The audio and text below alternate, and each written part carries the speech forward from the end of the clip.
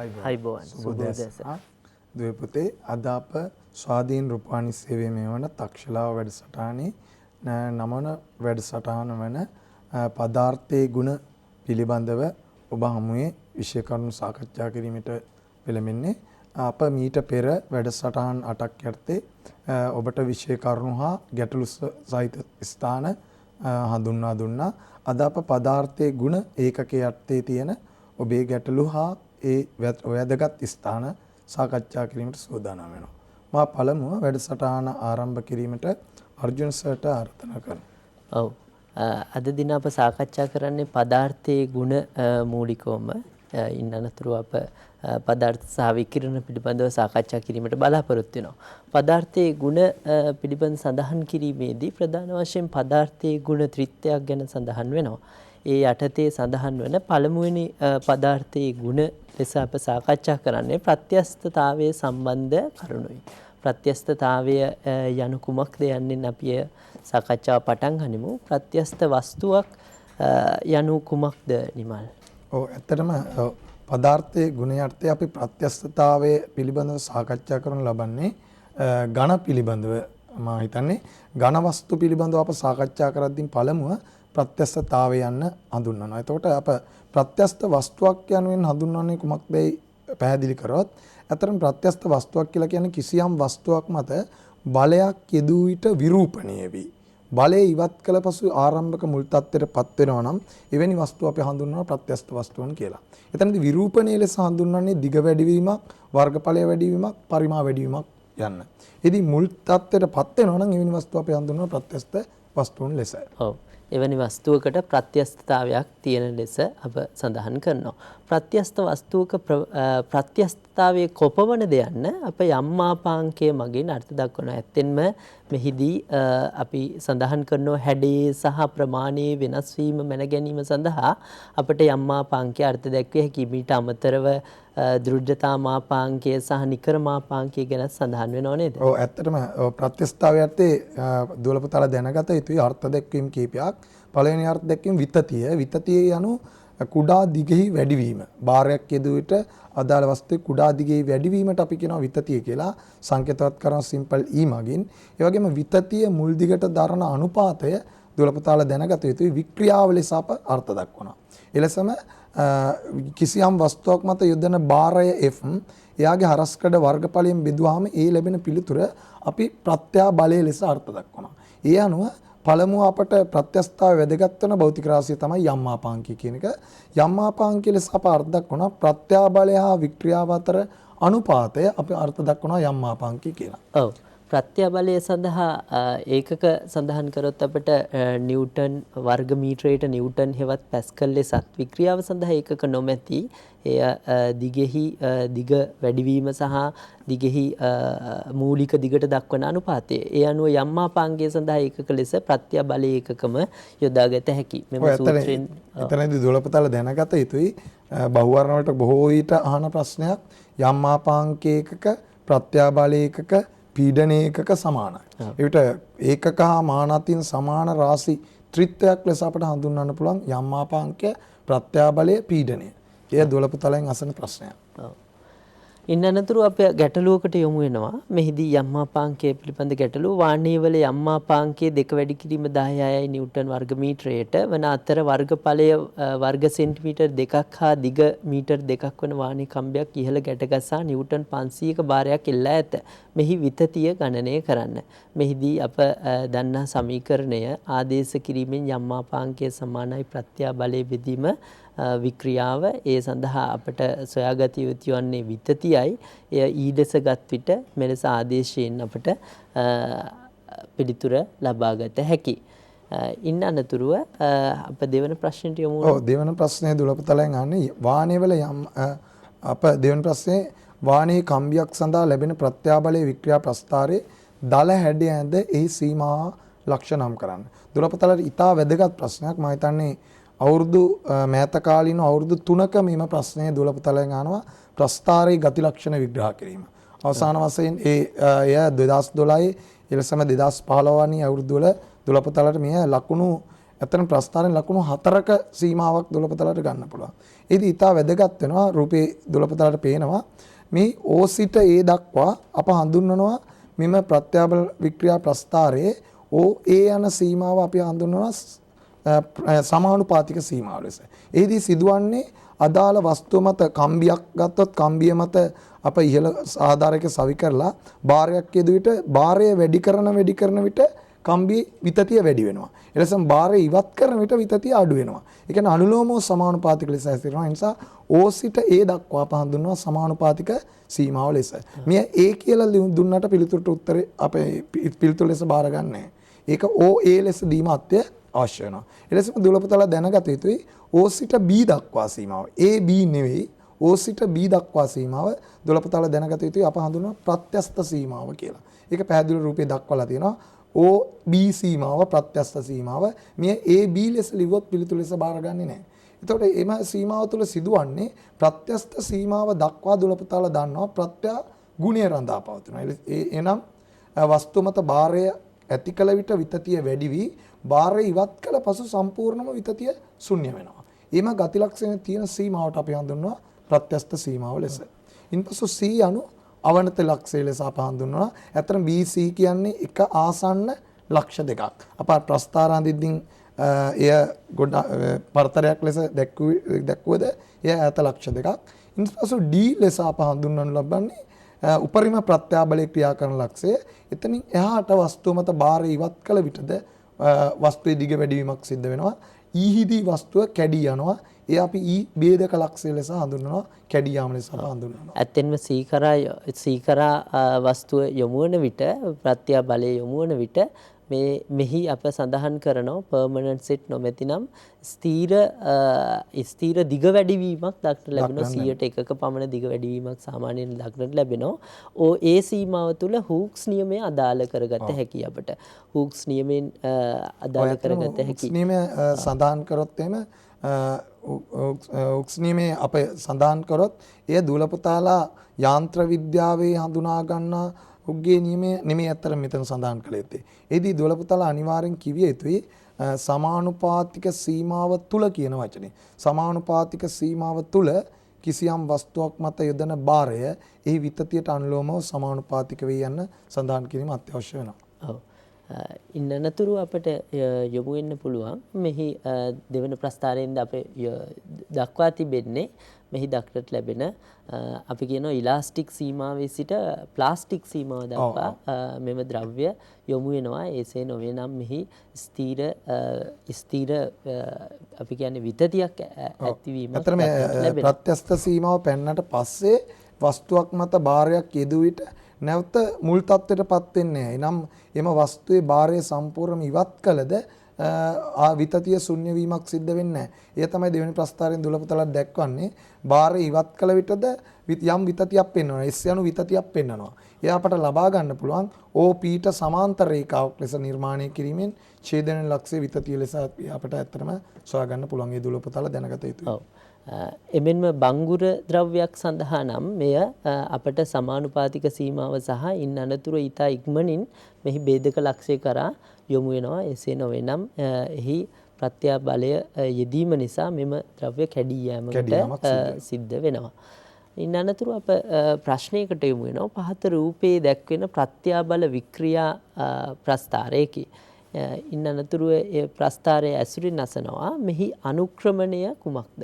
අනුක්‍රමණය යන්න අප ලබා ගැනීම සඳහා සාමාන්‍ය පරිදි මෙහි අනුක්‍රමණය tan θට සමානයි. tan θ වල අගය සම්මුඛ පාදයේ බෙදීම බද්ධ පාදයේ එසේ නොවේ නම් ප්‍රත්‍යාබලයේ බෙදීම වික්‍රියාව මගින් ලැබෙනවා. ඇත්තෙන්ම ප්‍රත්‍යාබලයේ බෙදීම වික්‍රියාව අර්ථ දැක්වීම අනුව යම්මාපාංකයකට සමාන වෙන බැවින් අනුක්‍රමණය මගින් ඔබට ලැබෙන්නේ යම්මාපාංකයේ අගයයි. ඔයතරමේදී දුලපතල මතක තබා ගත යුතුයි. අර ප්‍රවේග කාල ප්‍රස්ථාරවල අනුක්‍රමණය වර්ගඵලය මෙන්ම ප්‍රත්‍යාබල වික්‍රියා ප්‍රස්ථාරයේ අනුක්‍රමණයෙන් අනිවාර්යයෙන්ම එයාගේ යම්මාපාංකය ලැබෙන බවත් එලෙසම ප්‍රවේග කාල ප්‍රස්ථාරවල වර්ගඵලය මෙන්ම මේ ප්‍රත්‍යාබල වික්‍රියා ප්‍රස්ථාරවල වර්ගඵලයෙන්ද ඒකක පරිමාවක ගබඩාවන වික්‍රියා ශක්තිය. ඒ දෙක දුලපතල කටපාඩමින් මතක තබා ගත යුතුයි බොහෝ විට. ඔව් මේ තෙවන ගැටලුවෙන් යොමු කරන්නේ වික්‍රියාව දෙක වැඩි කිරීම 10 ඍණ 2 විට ඒකක පරිමාවක ගබඩා වී ඇති ශක්තිය කොපමණද යන්න. ඒ අනුව යටත් වර්ගඵලය මගින් ඔබට ශක්තිය ලබාගත හැකියි. ඉන් අනතුරු අප පරීක්ෂණාත්මක ආකාරයකට යොමු වෙනවා. එනම් යම්මාපාංකය සෙවීම සඳහා දාල පරීක්ෂණාත්මක ඇටවුමක් ඇඳ නම් කිරීමටයි ඔබට දී තිබෙන්නේ. එහිදී අපට සඳහන් කළ යුතු ප්‍රධාන කරුණු මොනවාද? ඇත්තටම ප්‍රත්‍යස්තතාවය යන එක මේම පදාර්ථයේ ගුණ යන පාඩමේ කොටස් 3කට බෙදෙනවා කියලා අර්ජුන් සර් විස්තර කළා මුලින්ම. එය ප්‍රත්‍යස්තතාවය, දුෂ්ශ්‍රාවිතාවය හා පුෂ්ටිකාතතිය. ඒවිට ප්‍රත්‍යස්තතාවය යන ඒකකයේ අර්ථය දොළපතාලට තියෙන එකම පැට්‍රිකල් එක ප්‍රායෝගික පරීක්ෂණය මෙය. එහිදී දොළපතාලට පේනවා සර්වසම කම්බි දෙකක් AB නැමැති සර්වසම කම්බි දෙකක් ගෙන එක් කම්බියකට ප්‍රධාන පරිමාණිකුත් අනෙක් කම්බියට වර්ණීය පරිමාණිකුත් සම්බන්ධ කරමින් අප ඒ කම්බියේ නියත භාරයක් එල්ලනවා කම්බිය ඇදී සිටීම සඳහා. ඉන්පසු එයට සම්බන්ධ B කම්බියට සම්බන්ධ තුලා තැටිය මත අපට භාරය වෙනස් වන පරිදි ස්කන්ධය එකතු කරන්න පුළුවන්. එවිට ප්‍රධාන පරිමාණය හා වර්ණීය පරිමාණය ස්පර්ශ වෙමින් ඒට සාපේක්ෂව B කම්බිය පහළට චලනය වෙන බව අපට දැක ගන්න පුළුවන්. ඒ චලනය වන දිග වැඩි වන දිග අප මැන ගන්න පුළුවන් විතතිය ලෙස. ඉතින් අපට එම ක්‍රියාදාමයට අනුව ප්‍රස්ථාරික ක්‍රමෙන් අප යම්මාපාංකයේ කම්බියේ සෙවීමටයි අදහස් කරන්නේ. ඔව්. එහිදී ප්‍රස්ථාරය ඇඳීමට සුදුසු පරිදි විචල්්‍ය සකසන්න ලෙස දී තිබෙනවා ඊළඟ කරුණේදී y සමානයි FL බෙදීම AE. ඒ අනුව y සඳහා LMG බෙදීම AE ලෙසත් නැවත E සමානයි LG බෙදීම AY වතාවක් M ලෙසත් අපට ලබාගත හැකි. ඒ අනුව අනුක්‍රමණය LG බෙදීම AY ලෙස අපට ලැබෙනවා. y සමානයි mx ආකාරයේ ප්‍රස්ථාරයක් E විතතිය සහ භාරය අපට y සහ x විචල්යන් ලෙස ලබාගත හැකි. මෙහිදී යම්මාපාංකයේ සොයන්නේ කෙලෙසද කියා ඇසුවතින් ඒ සඳහා දිවිය යුතු පිළිතුර වන්නේ අනුක්‍රමණය මගින් අපට ලබාගත හැකි බවයි. මෙහිදී භාරය වෙනස් කරමින් එක් එක් අවස්ථාවට අදාළ විතතිය ලබාගෙන ප්‍රස්ථාරය ඇඳ අනුක්‍රමණය සොයන්න.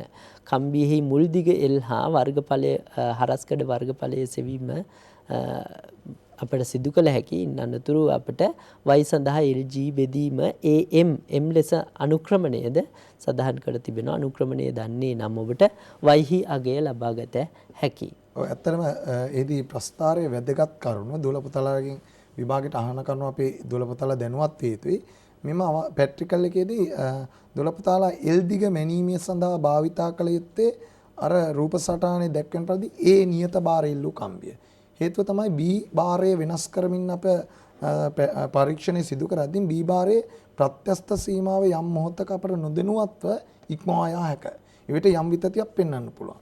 එවිට අප ඒ කම්බිය මගින් තමයි මුල් දිග ලබාගත යුත්තේ. ඒ සඳහා හරස්කඩ වර්ගඵලය කැපිටල් A ලබා ගැනීමේදී දොළපතල මයික්‍රොස්කෝප් ආමානයක් යොදාගත යුතුයි. ඒක ගොඩක් දුරට අහනවා මොකක්ද සුදුසු උපකරණය කියලා. එහිදී මයික්‍රොස්කෝප් ආමානය භාවිතයෙන් හරස්කඩ වර්ගඵලය මැනීම සිදු කළ යුත්තේ ඒ කම්බියේ. මොකද අර B නැමැති කම්බිය වෙනස් වීමක් සිදු වෙන්න පුළුවන්. එහිදී ඒක ගැටලු සාගත තත්ත්වයක් බවට පත් වෙනවා. ඒ නිසා තමයි විතතිය ලබා ගැනීමේදීද දොළපතලෙන් අහන ප්‍රශ්නයක් ඔබ අනුගමනය කළ යුතු ක්‍රියාමාර්ගය කුමක්ද කියනවා. එහිදී දොළපතල දැනගත යුතුයි භාරය එකතු කරමින් විතතිය අරගෙන ඉන්පසු භාරය නැවත ඉවත් කරමින් විතතිය අරගෙන එහි මධ්‍යන විතතිය ලබා ගැනීම ඉතාමත් වැදගත් වෙනවා. එහිදී සිදුවන දෝෂය අවම වන බැවින්. ඇත්තෙන්ම මෙහි ප්‍රත්‍යස්ථාවයේ පෙන්වන්නේ නම් නැවත භාරය ඉවත් කිරීමේදී මුල් දිගට ළඟා විය යුතුයි. නොවේ නම් ඒකක එහි සමානුපාතිකත්වයක් දැකිය හැකි. එයයි ප්‍රත්‍යස්ථාවය යන්නෙන් අර්ථ දැක්වෙන්නේද. අපි ඊළඟ ප්‍රශ්නයට යමු වුණොත් 1 මීටර් බැගින් වූ සමාන ද්‍රව්‍ය වලින් සාදා ඇති හරස්කඩ වර්ගඵලයේ වර්ග සෙන්ටිමීටර් 0.5යි වූ සහ වර්ග සෙන්ටිමීටර් 0.2ක් වූ A හා B නැමැති කම්බි දෙක ශ්‍රේණිගතව ගැටගසා M භාරයේ එල්වා ඇත. උපරිම ප්‍රත්‍යා බලය 2.5 වැඩි කිරීම 8යි නිව්ටන් වර්ග මීටරයට නම් සංයුක්තයේ එල්ලිය හැකි උපරිම ස්කන්ධය M සොයන්න. ඒ සඳහා අප යොදාගත හැකි ඒ සඳහාද ඒ කම්බියට අප යෙදු විට උපරිම ප්‍රත්‍යාබලය සමානයි අපට දාන්න පුළුවන් බාරයේ බෙදීම හරස්කඩ වර්ගඵලය. එවිට අපට බාරය වෙනුවට දාන්න පුළුවන් m1g එළිය යුතු බාර m1 ලෙස සැලකුව විට එවිට අපට ලැබෙනවා බාරය ලෙස 1.25 වැඩිකම 10 4ක් ලෙස. බීට යෙදු විට අපට එලෙසම ලබා ගන්න පුළුවන් 0.5 වැඩිකම 10 4ක් ලෙස. ඉතින් දුවල පුතාලා ඉන්පසු සිටිය යුතුයි මේ අප සිටියුත්තේ අවම බාරය. මේදී අවම බාරය ලෙස අපට ලැබෙන්නේ 0.5 වැඩි කිරීම 10 4ක්. එය තමයි සංයුක්ත එළිය යුතු උපරිම බාරය ලෙස අප සඳහන් කළ යුත්තේ. අවම බාරය උපරිම බාරය වෙනවා. හේතුව අප 1.25 යන බාරය ඉල්ලුව විට කම්බිය කඩලා ගැඩීමට ලක්වීමට ඉඩකඩ බොහෝ විට ඇත. ඉන් අනතුරු අපිට සාකච්ඡා කරන්න පුළුවන් ප්‍රත්‍යස්ථතාවය ඇත්තෙන්ම ප්‍රායෝගිකව බොහෝ දේවල් කෙරෙහි යොමු වී පවතිනවා. අපි ප්‍රත්‍යස්ථතාවය ගැන සඳහන් කරොත් ඔබ දන්නා පරිදි පහසුව සලසා ගැනීමට භාවිතා කරන මෙට්ට තුලද ඒ වගේම මෙට්ටවල පවතින ඇදීම සැලකීම සඳහාද ඉන් අනතුරුව නැවත දුනුවැනි උපකරණ එමෙන්ම සොකැබ්සෝබ එසේවිට වාහනවල ඉංජිනේරි තාක්ෂණයේ බිල්ඩින් එකක් නිර්මාණය කිරීමේදී කොන්ක්‍රීට් අප තුලට කම්බි එකිනෙකට වෙනස් ගේජ් එක සහිත කම්බි යෙදීමක් සිද්ධ කරන්නේ ප්‍රත්‍යස්ථතාවය යන විතා වටිනා සාධකයක් බැවින්. ඒ වගේම දුලපතල දැනගත යුතුයි බොහෝ විට බොහෝ අවස්ථාවල වෛද්‍ය ශාස්ත්‍රයේ අස්ථි කැඩී යාම සිද්ධ වෙන්නේ අවශ්‍ය උපරිම ප්‍රත්‍යාබලයට වඩා ඉක්ම වූ බලයක් ක්‍රියා කළ විට කිසියම් අවස්ථාවකදී අප යම් ස්ථානයකින් පැනීමේදී අස්ථි පුපුරා යා හැකියි. එවැනි ස්ථානවලදී වෛද්‍යවරු එය නිගමනය කරනවා ප්‍රත්‍යාබල ඉක්මවා යාමක් ලෙස. බොහෝ විට ගැටලු වලදී දුලපතාලට ලැබෙන්නේ එවැනි ගැටලු. අස්ථි සම්බන්ධ ගැටලු, එවැනි කොන්ක්‍රීට් සම්බන්ධ ගැටලු, එමෙන්ම වාහනේ කම්බි සහිත ගැටලු, දුනු සහිත ගැටලු ඒ ඉතා දැනගත යුතුයි දුලපතාලා. ඔව්. ඉන්නනතුරු දෙවන පදාර්ථයේ ගුණ යටතට යොමු වෙනවා. එහිදී අප සාකච්ඡා කරනු ලබන්නේ දුෂ්ටාවිතාවය සම්බන්ධවයි. දුෂ්ටාවිතාවය යන්නේ කුමක් අර්ථ දක්වන්න පුළුවන්ද අපිට? අතරම ප්‍රත්‍යස්ථතාවයට අප දුලපතාලට සාකච්ඡා කරන ලබන්නේ ඝන පදාර්ථයේ ගුණලයත්තේ ඝන පදාර්ථයේ හැසිරීම පිළිබඳව. ඒක දුෂ්ටාවිතාවයේ ලෙස අප හඳුන්වනු ලබන්නේ තරල යනුවෙන් අප හඳුන්වන්නේ ගලාගෙන යන ද්‍රව්‍ය. ඒදී අපට හඳුන්වන්න පුළුවන් ද්‍රව හෝ වායු. ද්‍රව හෝ වායු පදාර්ථවල පිළිබඳව තමයි අප හඳුන්වනු ලබන්නේ. ඒදී දුෂ්ටාවිතාවය නැත්නම් දුෂ්ටාවී බලය ලෙස හඳුන්වනු ලබන්නේ ද්‍රවයක් තුල ගමන් කරන විට කිසි අවස්ථාවක් ද්‍රවයක් තුල චලනය වෙට විට ද්‍රවය මගින් හටගන්නා ඝර්ෂණ බලය අප හඳුන්වන්න පුළුවන් දුෂ්ටාවිතා බලය ලෙස. ඇත්තටම අපට ඒක දකිනවා වැවක වැනි ස්ථානයක අප ගමන් කරද්දී වායුගෝලයේ ගමන් කරනවට වඩා අප අපහසුවක් තේරෙනවා. අපට ප්‍රතිරෝධී බලයක් තියෙනවා. එමේ බලය තමයි අප හඳුන්වන්නේ දුෂ්ටාවිතා බලය ලෙස. ඔව්. මේ සඳහා අපට සමීකරණයක් විදිහට ලබා ගත්තොත් මේ සඳහා නිව්ටෝනියානු සමීකරණය අපිට වළංගු සමීකරණයේ විදිහට දක්වන්න පුළුවන්. එය අපි දක්වා තිබෙනවා F සමානයි ඊටා A ඩෙල්ටා V බෙදීම D ලෙස. මෙහි පද හැඳින්වුවහොත් ඇත්තටම F යනු දුෂ්ටාවිතා බලය, චලිතයට ප්‍රතිවිරුද්ධව හට ගන්නා දුෂ්ටාවිතා බලය, නීටා යනු දුෂ්ටාවිතා සංගුණකය. ඝර්ෂණ සංගුණකයේ මින් මෙතන දුෂ්ටාවිතා සංගුණකයේ ලෙස අපට අර්ථ දක්වන්න පුළුවන්. ඩෙල්ටා V බෙදීම D. එහෙනම් ඩෙල්ටා V යනු ස්තර දෙකක් අතර ප්‍රවේග වෙනස බෙදීම එමෙ ස්තර දෙක අතර පරතරය තමයි D ලෙස අර්ථ දක්වන්නේ. ඒ අප හඳුන්වනවා ප්‍රවේග අනුක්‍රමණය කියලා. දුරපතල දාන්න උෂ්ණත්ව අනුක්‍රමණයම අප තාපය යටතේ තාප ඒකකයේ යටතේ විස්තර කරා. එවැනි අවස්ථාවකත් මෙවැනි අනුක්‍රමණයක් අපට අර්ථ දක්වන්න පුළුවන්. ඒ ඒ ලෙස හඳුන්වනු ලබන්නේ ගැටෙන ද්‍රව ස්තරයක වර්ගඵලය. ඔව්. ඉනනතුරු අපට ගැටලුවකට යොමු වෙන්න පුළුවන්. එවැනි ගැටලුවක් මේසේ මත යොදා ඇති 2 මිලිමීටර ඝනකම් වූ පොල් තෙල් ස්තරයක් මත වර්ගඵලයේ වර්ග සෙන්ටිමීටර් 4ක් වූ වර්ග සෙන්ටිමීටර් 4ක් වූ කාසියක් 5 ms ඍණ එකක ප්‍රවේගයෙන් ලිස්සායයි තෙල්වල ඊටා අගේ දී තිබෙනවා 2.5 nsm ඍණ 2 වේනම් කාසිය මත හටගන්නා දුෂ්ටාවී බලය සොයන්න. මෙහි දක්වා තිබෙන රූපය සාපේක්ෂව චලනය වන ප්‍රවේගයන් සපයා දී තිබෙනවා. ඒ දිතා වැදගත් වෙන දුලපතල දැනගත යුතුයි කාසියේ ප්‍රවේගය 5 ms ශ්‍රේණියක බැවින් ඉහළ ද්‍රව ස්තරය කාසියත් සමග ඇතිල්ලෙමින් යන බැවින් ඉහළම ද්‍රව ස්තරයේ පහයින් මිශ්‍රණයක ප්‍රවේගයක් ලැබෙනවා. ඉතින් පහළම ද්‍රව ස්තරයේ පුෂ්ඨ ස්පර්ශ වෙලා තියෙන පහළම ද්‍රව ස්තරයේ ප්‍රවේගය ශුන්‍යයි. ඇත්තටම ගඟක වතුර ගත්තත් මේ විස්තර කරනවා ගඟේ මතු පිට ජල ස්තරය වේගෙන් ගලාගෙන යනවා. ඉන්පසු ඊට පහළ ස්තරය ඊට වඩා කුඩා ප්‍රවේගයක් තියෙනවා. පහළම ස්තරයේ ප්‍රවේගය ශුන්‍ය ලෙස අපට හඳුන්වන්න පුළුවන්. ඒ තමයි ද්‍රව ස්තර. එහෙම නැත්නම් ආස්තරික ප්‍රවාහ යන්නේ අදහස් කරන්නේ. ආස්තරික ප්‍රවාහ සඳහායි අපි මෙම දුෂ්ටාවිතාවය යොමු වෙන්නේ දුෂ්ටාවිතාවය සම්බන්ධව. ඇත්තෙන්ම දුෂ්ටාවිතාවයේ වළංගු වන ද්‍රවයන් ගැන අප සඳහන් කරනව නේද? එම ද්‍රවයන්ගේ තිබිය යුතු ලක්ෂණ පිළිබඳව. ඔව් ඇත්තටම දුෂ්ටාවිතාව වළංගු වන ද්‍රවයන් සතු ආස්තරික ප්‍රවාහ විය යුතුයි. එලෙසම එම ප්‍රවාහ අනාකූල තත්ත්වෙන් පවත්වා ගත යුතුයි. ඒ විට තමයි අප බොහෝ විට දුෂ්ටාවිතාව සම්බන්ධ සම්බන්ධතා ඒවට යෙදිය හැකි. එය තමයි නියුට්‍රෝනියානු සමීකරණය. නිව්ටන් විසින් හඳුන්වා දෙනු ලබන ගණිතමය සම්බන්ධතාව මේ හඳුන්වනු ලබන. ඔව්.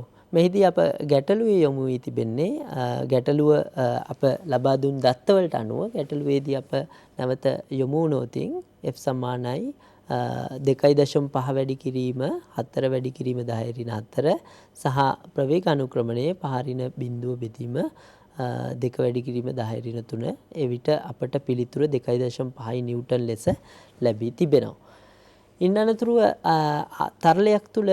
තරලයක් තුල යොමු වන කිසියම් වස්තුවක් එහි ප්‍රවේගය සම්බන්ධව අදහසක් තිබෙනවා නේද දුෂ්ටාවිතාවයේදී. එම අදහස ඉතාමත් වැදගත්.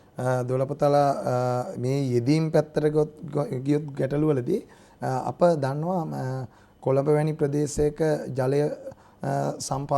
ජලය පිරිසිදු කිරීමේදී කැලණි ගඟෙන් ගන්නා වතුර මඩ සහිත වතුර පිරිසිදු කරනවා. එවිට එම මඩ අංශු අවක්ෂේප වීමට එම නැත්නම් පතුලේ තැම්පත් වීමට කිසියම් කාලයක් තටාකයක් තුල තිබිය යුතුයි. එහිදී මඩ අංශු එම තරලය තුල කිසියම් ත්වරණයකට ලක් වී කිසියම් ගැඹුරකදී යම් ඒකාකාර ප්‍රවේගයක් ලබා ගන්නවා. එම ලබා ගන්නා ප්‍රවේගය අප හඳුන්වනවා ආන්ත ප්‍රවේගය ලෙස. ඉතින් වෛද්‍ය ශාස්ත්‍රය තුල නැත්නම් බයෝ කරන දුවලපතාලටත් ඒ යෙදීමක් හැටියට අප හඳුන්වුවොත් අප යම් අවස්ථාවලදී රුධිර සාම්පල් පරීක්ෂා කිරීමක් සිදු කරනවා.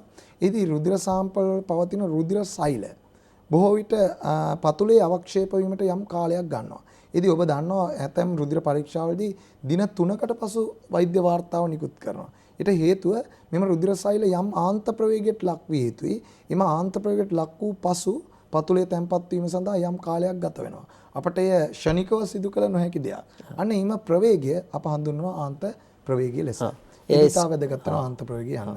එය ස්ටොක් සමීකරණය මගින් ලබා දෙනවා. ස්ටොක් සමීකරණයෙන් සඳහන් වෙන්නේ F සමානයි 6.5 a නීටා වතාවක් v ලෙස. F ලෙස දුෂ්ටාවී බලයත් a ලෙස අංශුවේ අරය ගෝලාකාර ලෙස සලකන බොහෝ අංශුන් ඒ වගේම ඊටා ලෙස දුෂ්ටාවිතා සංගුණකයේ නැවත වතාවක් v සහ v ලෙස අංශුවේ ප්‍රවේගය ආන්ත ප්‍රවේගය ලබා ගත හැකියි. මම හිතන්නේ අප සඳහන් කළ යුතුයි මෙම ස්ටොක් සමීකරණය වළංගු වීමට නම් වීදුරුවක් තුල ජිල් බෝලයක් වැනි අංශුවක් දැම්මට සෙන්ටිමීටර් 15ක් උස වීදුරට ජිල් බෝලය අරය සෙන්ටිමීටර් එකක් වන අංශුවක් දැම්මට එය කවදාවත් ආන්ත ප්‍රවේගයට ලක්වන්නේ නැහැ. ඉතින් දුවලපතාල දැනගත යුතුයි මේ හැම අංශුවටම නෙමෙයි. එහිදී ස්ටොක් සඳහන් කරනවා මේ වළංගු වන తত্ত্বය මෙහි යෙදීමට නම් දුවලපතාල දැනගත යුතුයි අංශුවේ අරයා සසඳන කල වාචනයේ නැත්නම් ද්‍රවයේ ගැඹුර අනන්ත වේ යුතුයි අපරිමිත වේ යුතුයි. එහිදී පිටි අංශුවක් වැනි කිරිපිටි අංශුවක් එසේ නොමැතිනම් මඩ අංශුවක් වැනි අංශුවක කාර්යය මයික්‍රෝමීටර් එකක් තරම්. වීදුරුවේ උස සෙන්ටිමීටර් 15ක් විතර. එවිට මයික්‍රෝමීටර් එකට සාපේක්ෂව සෙන්ටිමීටර් 15 අනන්ත දුරයි. එවැනි අවස්ථාවක තමයි මෙය යෙදිය හැක්කේ. එලෙසම තව උදාහරණයක් අපි සඳහන් කරොත් ඇත්තටම මේවා විභාගයට එන පේපර් වල පවතින ගැටලු දුවලපතාලා දැනගත යුතුයි. ඒකයි මම ගොඩාක් දුරට මේවා විග්‍රහ කරන්නේ. නැත්නම් දුවලපතාලාට ඒ අවස්ථාවේදී මේවා තේරුම් ගන්න බැරුව යනවා. ඉතින් අප විස්තර කරොත් වාතයේ යනු දුෂ්ටාවී තරලයක් වලාකුළකින් ගිලිහෙන කුඩා ජල බිඳුවක්. ජල බිඳිත්තක් වායුගෝලය තුලින් පහළට ගලා යන විට කිලෝමීටර 8ක පමණ ආසන්න දුරක් පවතිනවා. එවිට මිලිමීටර 1ක් වැනි ජල බිඳිත්ත වාතයේ නැමැති දුෂ්ටාවී තරලය තුල පහළට පැමිණෙන විට ඒ ආන්ත ප්‍රවේගයට පැහැදිලිව ලක් විය හැකියි. හේතුව මිලිමීටර 1ට සාපේක්ෂව කිලෝමීටර 8 යන්න අපරිමිත දුරක්. ඒ ඊට වැදගත් වෙනවා දුර. ඊට වැදගත් දෙයක්. ඔව්. ඉන් අනතුරු අප මෙහි ආන්ත ප්‍රවේගය සමග ආන්ත ප්‍රවේගයට යොමු වන වස්තුවක ආන්ත ප්‍රවේගය අප වක්‍රයක් විදිහට දක්වන්නේ කෙලෙසද කියා දක්වා තිබෙනවා. කාලයත් සමග එහි ප්‍රවේගය ඉතා වැඩි වෙනවා. ගුරුත්වයේ බලපෑමත් ත්වරණය වීමක් තියෙනවා, අඩු වෙන ත්වරණයක්. ඉන්පසු එක්තරා ගැඹුරකදී වීදුර උඩදී අප හිතුවොත් මොකක් හරි භාජනයක් උඩදී යම් පිටිවැනි ද්‍රව්‍යයක් යොදද්දී එම පිටි අංශු ත්වරණය වීමක් සිද්ධ වෙනවා. ත්වරණ කාලයත් සමග ත්වරණ වීමක් ඒක ප්‍රස්ථාරි දුලපතලට පේනවා. ඉන්පසු එක්තරා යම් උසකදී එම අංශු වල ප්‍රවේගය ඒකාකාර ප්‍රවේගයක් ගන්නවා. එම ලබා ගන්නා ඒකාකාර ප්‍රවේගය තමයි අප හඳුන්වන්නේ ආන්ත ප්‍රවේගය ලෙස. ඒත වැදගත් වෙනවා ප්‍රස්ථාරය ඇඳීමට. අපි ඉන් පසුව යොමු වන්නේ දුෂ්ටාවිතා සංගුණකයේ උෂ්ණත්වයේ බලපෑමක් තිබේද යන්න. ඇත්තෙන්ම උෂ්ණත්වයේ බලපෑමක් වතුර වැනි ද්‍රවයකට තිබෙනවා. එහි ඉතා ඇත්තෙන්ම අපි කියන එක මේ ප්‍රස්ථාරයේ එක්ස්පොනෙන්ෂල් විදියට ඝාතීය ශ්‍රිතයක් ලෙස වෙනස් වීමක් දක්නට ලැබෙනවා. ඉතා වේගයෙන් එහි දුෂ්ටාවිතා සංගුණකයේ අඩුවීම දක්නට ලැබෙනවා. නමුත් වාතයේ වැනි එකදී අපිට එහි ක්‍රමික වැඩිවීමක් දක්නට ලැබෙනවා. ප්‍රස්ථාරයේ මගින් එය දක්වා තිබෙනවා. ඒ ඉතා වැදගත්. ඉන්ජින් වලට භාවිතා වන දුෂ්ටාවිතා ඔයිල් ඝර්ෂණ ඉන්ජින් වල පාවිච්චි වෙන ඔයිල් සම්බන්ධව අපි සාකච්ඡා කරම ඔයිල් රත් වීමේදී එහි උක්කු බව එහෙම නැත්නම් නීටා ඝර්ෂණ සංගුණකය වෙනස් වෙනවා. එහිදී මෙම විචලනය බොහෝ විට ඉංජිනේරුවන් භාවිතා කරලා තමයි ඉන්ජින් වලට ඉන්ජින් ඔයිල් නිර්දේශ කිරීම සිද්ධ කරන්නේ. ඒ ඉංජිනේරු තාක්ෂණයේ ඉතා යෙදීමක්. ඉන් අනතුරු අප නැවත ගැටලුවකට යොමු වෙනවා. අර 1.2.13 මීටර් වූ වාහනයේ ගෝලයක් දුෂ්ටාවී ද්‍රවයක් තුළ 0.025 ms ඍණයක ආන්ත ප්‍රවේගයකට ලක්වේ. වාහනයේ වල ඝනත්වය 8500යි kgm ඍණ 3 නම් ඊටාවල අගය සොයන්න නැවත. ඔව්. ඒදී දුලපතාලා දැනගත යුතුයි අර්ජුන් සර් මේ සමීකරණය ගොඩනැගීමට දුලපතලෙන් එක අස්සන ප්‍රශ්නයක්. ඒදී සිදුවන්නේ ආන්ත ප්‍රවේගයට ලක්වන අංශුවක් මත බල සලකලා එවිට අප ආන්ත ප්‍රවේගයට ලක්වන අංශුවක් මත බල සලකුවට අංශුවේ බර 15ට mg අප තිබෙනවා කියලා හොඳින් දන්නවා. එලෙසම 15ට චලනය වේ නම් ආන්ත ප්‍රවේගය ඉහළට තියෙන දුෂ්ටාවිතා බලය එය 6.5 a නීටා v ලෙස අප දන්නවා. එලෙසම ඉහළට තවත් තියෙන බලයක් තමයි උඩුකුරු තෙරපුම. එම බල සමතුලිතතාව සැලකිල්ලට ගෙනීමෙන් අපට නීටා සමානයි 2ga වර්ග d ඍණ ρ බෙදීම 9යි v නෝට් ලෙස ගන්න පුළුවන්. යන සමීකරණය ලැබෙන්නේ ඒ ආකාරයෙන්ුයි.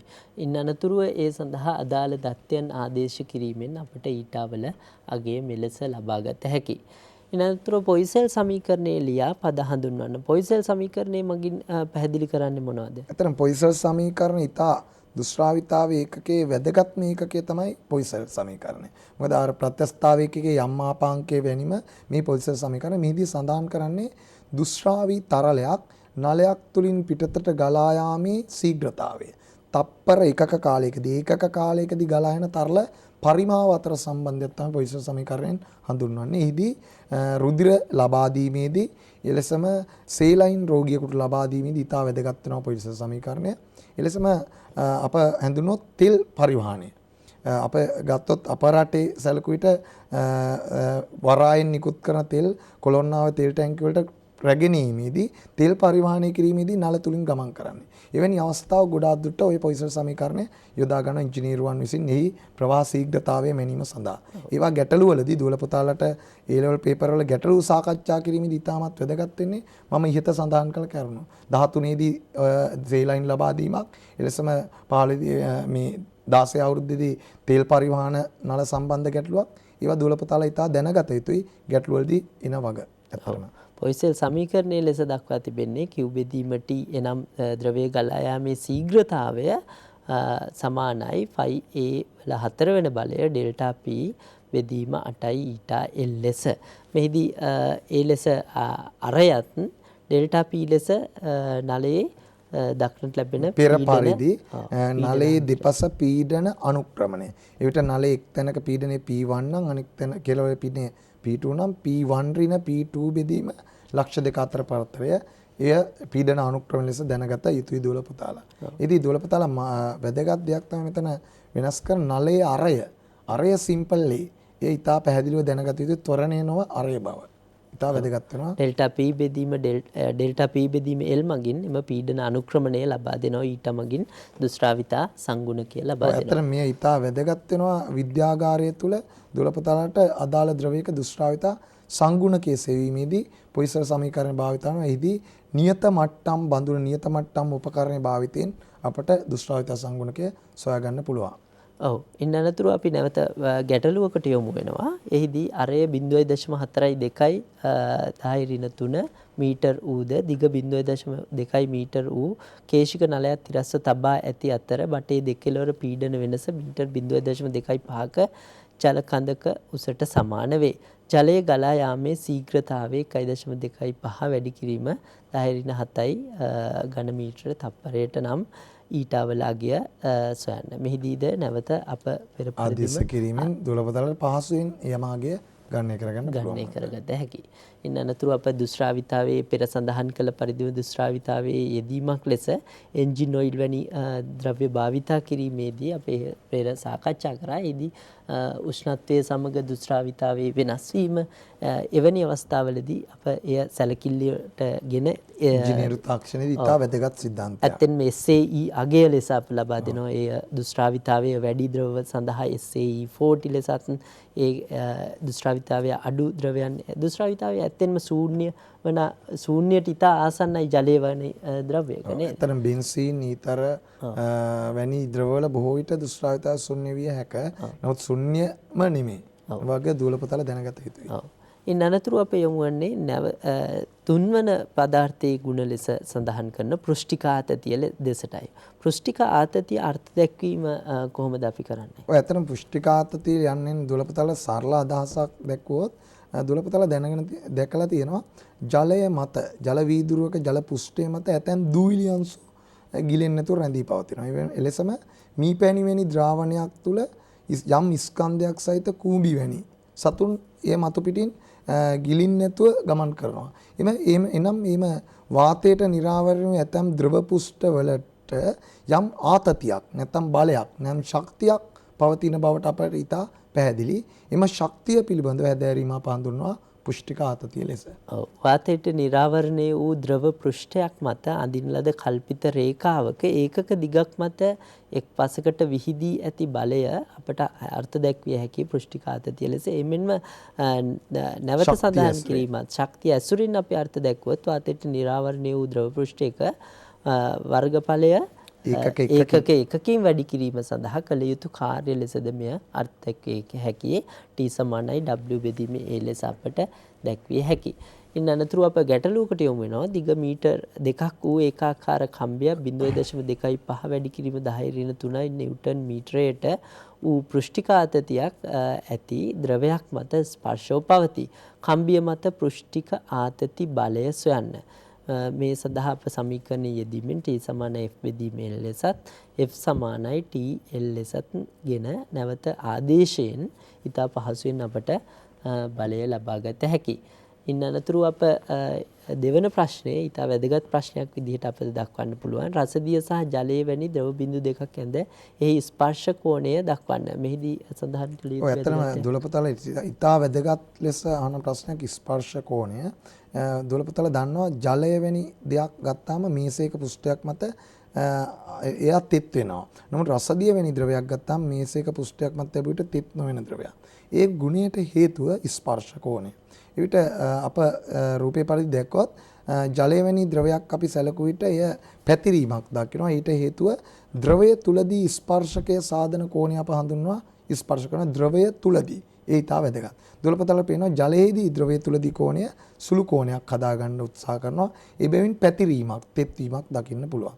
නමුත් රසදිය වලට අදාළව ස්පර්ශකයක් නිර්මාණය කර ද්‍රවය තුලදී කෝණය අපි ලබාගත් විට එය මහා කෝණයක් කියලා දුලපතල තේරෙනවා. ද්‍රවය තුලදී කෝණය ඒක ඉතා වැදගත්. ඒ මහා කෝණයක් එවිට රසදිය මහා කෝණයක් හදා ගැනීමට උත්සාහ දරන බැවින් රසදිය ගෝලාකාර ලෙස බුබුලු ලෙස ද්‍රව පෘෂ්ඨය මත පවතිනවා. ඒ ඉතා වැදගත්. ඉතින් ඉතා වැදගත් වෙනවා වර්තමානයේදී ඇතැම් වීදුරු ජල විකර්ෂක වීදුරු වැනි හදලා තියෙනවා පෘෂ්ඨ තෙත් නොවන ඒ ඉතාමත් ස්පර්ශ කෝණයේ සම්බන්ධ යෙදීම. එමෙන්ම ජලයේ විකර්ෂණය කරන පේන් වර්ග ඒ වගේම නැනෝ තාක්ෂණයේ භාවිතෙන් හදා ඇති ද්‍රව්‍යයන් අපට දැක්විය හැකියි. ඉන් අනතුරු අප කේශික උද්ගමනය ලෙස අර්ථ දැක්වන්නේ කුමක්ද? කේශික උද්ගමනය ලෙස අපට අර්ථ දැක්විය හැකි කේශික උද්ගමනය යන්නේ අපට අර්ථ දක්වන්න පුළුවන් ද්‍රවය තුල කිසියම් කේශික නලයක් සිහින් නලයක් ගිල්වා ඇති විට ද්‍රව මට්ටමට සාපේක්ෂව නලය තුල ඉහළට ඇති කරන පුෂ්ටික ආතති බලය නිසා ද්‍රව කඳක් ඉහළට ගමන් කරනවා. එම ඉහළට ගමන් කිරීමේ ක්‍රියාවලිය අප හඳුන්වනවා කේශික උද්ගමන ක්‍රියාවලිය කියලා. එහිදී ස්පර්ශ කෝණයේ සුළු කෝණයක් නම් ජලය වැනි ද්‍රවයක ද්‍රව කඳ ඉහළට ගමන් කරනවා. ඒ උද්ගමනයේ ලෙසත් ඉන්පසු අප දැක්වූ විට මහා කෝණයක් පවතින විට පුෂ්ටිකාත්ති බලය පහළට ක්‍රියා කරනවා. එවිට පහළට ක්‍රියා කිරීම නිසා ද්‍රව මට්ටමට සාපේක්ෂව නලය තුල ද්‍රව කඳ පහළ යාමක් සිද්ධ වෙනවා. එය කේශික අපගමන ක්‍රියාවලිය ලෙසත් හඳුන්වන්න පුළුවන්. මේ ඊට වැදගත් වෙනවා සිහින් නල තුල.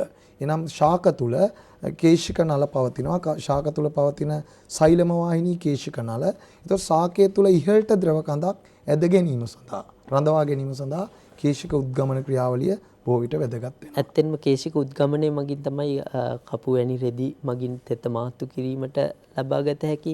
ඒ අනුව බොහෝ අපි සැලකිය හැකි යෙදීම් තිබෙනවා. ඇත්තටම අප මේ යෙදීම් පවසන්නේ දුවලපතාලගේ ගැටළු වල එන්නේ එවැනි යෙදීම්. නමුත් දුවලපතාල ප්‍රායෝගිකත්වයේ බොහෝ විට දුවලපතාලට දැන් දුවලපතාලට ප්‍රායෝගිකත්වයේ නොමැති බැවින් ඒවා දුවලපතාලට එකපාර වැටහෙන්නේ නැහැ. එය දැන සිටිය යුතුයි යෙදීම් ලෙස. ඔව්. ඉන් අනතුරු අප නැවත ගැටලුවකට යොමු වෙමු. කේශික උද්ගමනය H සඳහා එය සෙවීමට අදාළව ගණිතමය සම්බන්ධතාවයේ ලියා පද හඳුන්වන්න. මෙහිදී H rho g සමානයි 2t cos θ බෙදීම r. ඒ අනුව H සඳහා අපට සමීකරණය නැවත ලබා ගත හැකි 2t cos θ බෙදීම rho g r ලෙස. ඒ අනුව r සඳහා r ලෙස අපිට කේශික නලයේ අරේද θ ලෙස ස්පර්ශ කෝණය සහ t ලෙස පෘෂ්ඨික ආතතියත් රෝ ලෙස ද්‍රවී ඝනත්වයත් දැක්විය හැකි. ඉන් අනතුරුව අපට නැවත ගැටලුවකට යොමු වෙන්න පුළුවන්. අභ්‍යන්තර අරේ 0.25 මිලිමීටර් වන කේශික බටයක පෘෂ්ඨික ආතතිය 75 වැඩි කිරීම 10 නිව්ටන් මීටරයට වන ජලයෙහි සිරස්ව ගිල්වා ඇත. බටය තුල ජලය ඉහළ නැගී උස සොයන්න ස්පර්ශ කෝණය ශූන්‍යයි සැලකූ විට cos θ සඳහා නැවත cos බිඳුවේ අගේ 1 ලෙසත් ලැබෙනවා.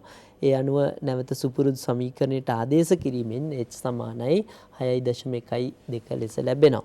ඉන් අනතුරුව ද්‍රවමාර්ගකයක් දෙපස හටගන්නා අමතර පීඩනය සඳහා ගණිතමය සම්බන්ධතාවයක් ලියා දක්වන්න. මේ සඳහා වැදගත් කරුණු ලෙස දැක්විය හැකියි. ද්‍රව මාවකයක අමතර පීඩන ලෙස හඳුන්වන්නේ මාවකයේ පැවතීම අප සලකා බැලුව විට රූපේ පරිදි ඇතුළත පීඩනය වැඩි විය යුතුයි, පිටත පීඩනය අඩු විය යුතුයි. ඒ නිසා පීඩන අන්තරයක් ක්‍රියා කරනවා P1 ඍණ P0 ලෙස. ඒ අමතර පීඩනය නිසා අප හඳුන්වනවා මේ සාධනය කළ හැක දුවලපතාලට. එවිට P1 ඍණ P0 අපට 2t යට r ලෙස ලැබෙනවා. r යනු මාවකයේ අරේ ලෙස අපට ලබා ගන්න පුළුවන්. මේදී ඊට වැදගත් වන්නේ සබන් වැනි බුබුලක් සැලකුව විට ඇතුළත හා පිටත යන දෙකෙහිම වාතයට නිරාවරණය වූ පෘෂ්ඨ දෙකක් පවතින බැවින් දුලපතල දැනගත යුතුයි. P1 ඍණ P2 2t වෙනුවට 4t යට r ආදේශ කිරීම ඉතා වැදගත් සංසිද්ධියක්. ඉන් අනතුරු අප නැවත ගැටලුවකට යොමු වෙනවා. සබන් ද්‍රාවණයක සෙන්ටිමීටර් 3ක් සහ සෙන්ටිමීටර් 4 කරයක් සහිත සබන් බුබුලු දෙකක් එකිනෙකට එකතු වී ලොකු සබන් බුබුලක් සාදයි. එහි අරේ සොයන්න. මෙහි සමීකරණය යොදා ඇති ආකාරය පැහැදිලි කරත්. ඔව් ඇත්තටම සබන් බැවින් දුලපතල අර මම ඉස්සලා සඳහන් කළ පරිදි ඩෙල්ටා P සමානයි 2 වතාවක් 2t. එවිට හේතුව වාතයෙන් නිරාවරණය පෘෂ්ඨ දෙකක් පවතින බැවින් එවිට අපට එනවා 2t යට r. එවිට සුපුරුදු පරිදි ආදේශයෙන් අපට ලබා ගන්න පුළුවන් 2t වතාවක් බුබුලේ වර්ගඵලය 4r වර්ගය. එලෙසම අනිත් එකටත් ඒ ලෙසම දාන්න පුළුවන්. එවිට පද සුළු වීමෙන් අරය පහ ලෙස ගණනය කරගන්න පුළුවන්. ඔව්. ඉන් අනතුරුව සෑදෙන නව බුබුලේ දෙපස පීඩන වෙනස සොයන්න නැවත ඩෙල්ටා P සමානයි 2 වතාවක් 2t බෙදීම r. ඒ අනුව නැවත සමීකරණයට ආදේශ කිරීමෙන් ඔබට 20 පැස්කල් ලෙස පිළිතුර ලබා ගත හැකියි. ඉන් අනතුරු පෘෂ්ඨික ආතතියේදීම අප පෙර සඳහන් කළ පරිදි සබන් වැනි ද්‍රාවණයක් යෙදූ විට දුෂ්ටාවිතාවයේ අඩුවීම නිසා සබන් මගින් කේශික උද්ගමනය පහසු කිරීම මගින් ඒ සඳහා කුණු ඉවත් කිරීමට යොදාගත හැකි. එවැනිම බොහෝ යෙදීම් අපට සඳහන් කළ හැකි. අප ඉන් අනතුරුව යොමු වෙනවා අපේ නව පාඩම වෙත. ඒ සඳහා පදාර්ථ සහ විකිරණ පාඩමේදී පාඩම සඳහා අපි යොමු වෙනවා. මෙහිදී පදාර්ථ හා විකිරණ සම්බන්ධයෙන් අප කතා කළ යුතු මූලික කරුණු මොනවාද? ඔය ඇත්තටම පදාර්ථ හා විකිරණයෙන් අප අදහස් කරන්නේ පදාර්ථයට පවතින විකිරණ ගුණය. නම් අප හඳුන්වන්න පුළුවන් බොහෝ විට දුලපතාලා දන්නවා පදාර්ථ මැගින් යුරේනියම් වැනි මූලද්‍රව්‍ය වලින් තමයි විකිරණ එහෙම නැත්නම් න්‍යෂ්ටික ශක්තිය ලබා ගන්නේ. එම විකිරණ භාවය පිළිබඳව සාකච්ඡා කිරීම තමයි අප මේ පාඩමේ හඳුන්වන්නේ. මේ ප්‍රධාන වශයෙන් කොටස් තුනකට බෙදන්න පුළුවන්. මෙයත් එකක් මෙම පාඩමේ යටතේ අපට හඳුන්වන්න පුළුවන් තාප විකිරණ පිළිබඳව කෘෂණ වස්තු, දෙවෙනි එක ප්‍රකාශ විද්‍යුත් ආචරණය පිළිබඳව, තුන්වෙනි ඒකකයේ ලෙස විකිරණශීලීතාවයේ න්‍යෂ්ටික ශක්තිය පිළිබඳව. පළමුව අප කෘෂණ වස්තු පිළිබඳව බලමු. මේදී අප ස්ටෙෆාන් නියමය තමයි අපට ඉතා වැදගත් ලෙස දැක්විය හැකි වන්නේ. මූලිකවම කෘෂ්ණ වස්තු පිළිබඳව සාකච්ඡා කිරීමේදී එදී ස්ටෙෆාන් නියමය අපට ස්ටෙෆාන් නියමයේ රත් වූ වස්තුවක් මගින් ලබා දෙන ශක්තිය අපට දැක්විය හැකි සිග්මා වතාවක් T වල 4 වෙනි බලය ලෙස T ලෙස නිරපේක්ෂ උෂ්ණත්වය සැලකිය හැකි සිග්මා ස්ටෙෆාන් නියතය ලෙසත් ඒකක වර්ගඵලයකට ලම්බකව උදාහරණ ශක්තිය ලෙසත් ඉන්නත් කෘෂ්ණ වස්තු වර්ණාවලියකට අදාළ වක්‍රය ඇඳ එහි ලක්ෂණ සඳහන් කරන්න. වක්‍රය අප සුපුරුදු වක්‍රයයි. මෙහිදී උෂ්ණත්වයේ සමග විචලනය මෙය ඇඳීමේදී ඉතා වැදගත් වෙන දුරපතල දැනගත යුතුයි. උෂ්ණත්වය වැඩි වන විට ලැම්ඩා මැක්ස් උපරිම තරංගායාමය අඩුවීමක් සිද්ධ වෙනවා. ඒ දුරපතල දැනගත යුතුයි. ඇඳීමේදී ඉතා වැදගත් වෙනවා. ඉතින් ඉතා කෘෂණ වස්තු වර්ණාවලිය ඉතා වැදගත් නියමයක් තමයි දුරපතල දැනගත යුතුයි.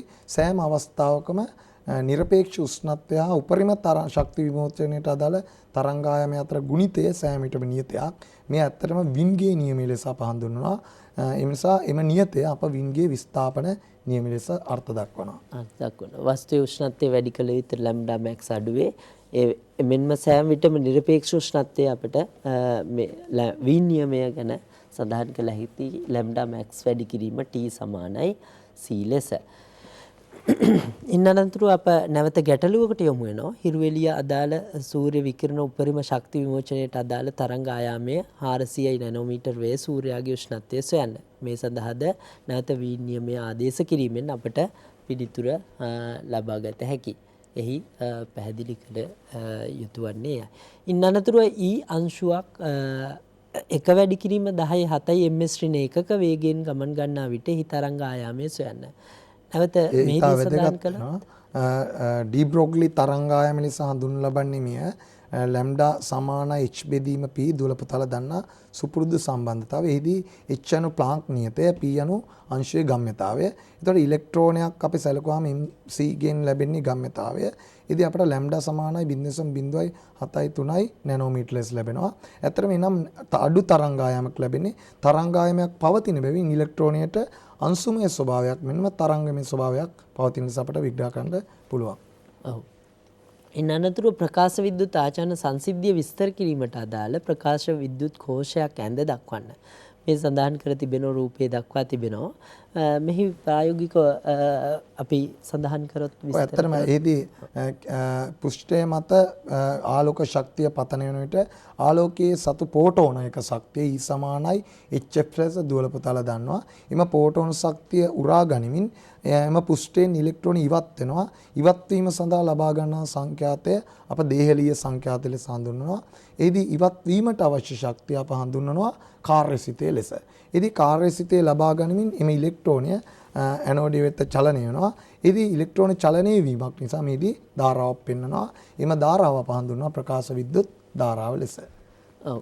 නැනතුරුව මෙහි විභවය වෙනස් කරන විට ධාරාවට අදාළ ප්‍රස්ථාරය ඇඳීමයි අපේ බලාපොරොත්තුව. එහිදී අපට දැකගත හැකි නේද මේ ධන විභවය ධන ලෙස විභවය වැඩි කළ විට දුලපතලට පේනවා ධාරාවක් වැඩි වෙන්නේ නැහැ. නමුත් අග්‍ර මාරු කරමින් විභවය වැඩි කරලා ලෙස ඍණ ලෙස ධාරාව ක්‍රමයෙන් ශුන්‍ය වෙලා ඉලෙක්ට්‍රෝන නතර වෙනවා. එහිදී එම විභවය අප හඳුන්වන නැවතුම් විභවය ලෙස. ඉන් අනතුරුව මෙහි ක්‍රියාව පැහැදිලි කරන්න. ඇත්තටම මේ ක්‍රියාව අප පෙර පැහැදිලි කරේ. එහිදී ඉතා වැදගත් වෙන ඊළඟ කොටස දුලපතලට පේනවා තීව්‍රතාවය. පතන වෙන ප්‍රෝටෝන කදම්බේ ආලෝකයේ තීව්‍රතාවය වැඩි කළ විට ක්‍රමක්‍රමයෙන් තීව්‍රතාවය වැඩි වෙන විට ප්‍රකාශ විද්‍යුත් ධාරාව වැඩි වීමක් සිද්ධ වෙනවා. නමුත් නැමතුම් විභවය සමානයි. හේතුව ඉලෙක්ට්‍රෝන චාලක ශක්තිය සමාන බැවින් නැමතුම් විභවය සමාන වෙනවා. ඉතින් ඊළඟ කොටස ලෙස දුලපතල දකිනවා පතනය කරන ආලෝක කියන කදම්බේ සංඛ්‍යාතය වැඩි කළ විට ඉලෙක්ට්‍රෝන චාලක ශක්තිය වැඩි වෙනවා. චාලක ශක්තිය වැඩි වෙන හේතුවෙන් නැවතිය යුතු විභවය එහෙම නැත්නම් නැවතුම් විභවය ක්‍රමක්‍රමයෙන් වැඩි වෙනවා. නමුත් ධාරාව නියත භාවයට පත් වෙනවා. එimhe ප්‍රස්ථාර ඇඳීමේ හැකියාව දොළ පුතාලා දැනගත යුතුයි. ඔව්.